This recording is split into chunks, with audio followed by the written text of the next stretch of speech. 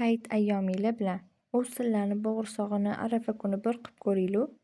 Har kungi idishimizda xamir qilmoqchi edik. Ichida narsa bo'lgani uchun bo'shatishga erinib kelmabdi.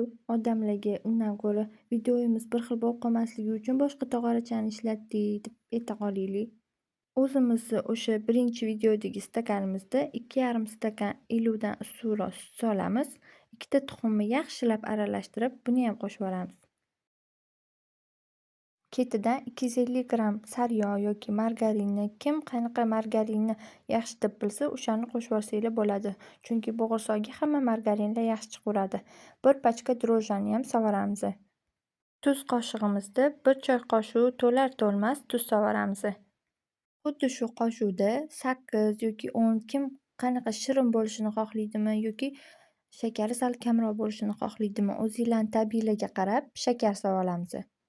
Hamma solgan mahsulotlarimizni bitta massa bo'lguncha yaxshilab ventikda aralashtirib olamiz.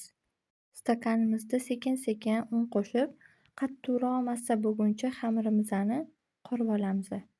Bizaga o'xshab unni to'kib yuborsanglar, xuddi shunaqa qilib ustiga narsa qo'yib qo'yasizlar. Ishlatayotgan unimizni kesib tashlay qoling, chunki reklamaga pul olmaganmiz. Lo'lilarga ham hayronsan, hayit kelmasdan pul yig'ishni boshlashadi. Bu yoqda tinib olgan xamirimizni shunaqa ozgina-ozginadan bo'lib, yong'oqdek qilib uzib chiqishni boshlaymiz.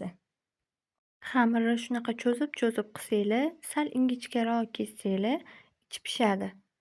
Kimga qanaqa, bizani uyda shunaqa maydaroq bo'g'irsoqni yaxshi ko'rishadi. Maftuh qo'llarini o'ynatib kamroq gapir deb уже kesishga o'tib ketdi. Kim bo'g'irsoqga nimada shakl beradi? Iltimos kommentariyada yozib ketinglar. Cho'g'lidan jay odam zerikib ketdi. Qizigan yog'imizga shunaqa sekin-sekin bo'g'irsoqlarni solib olamiz.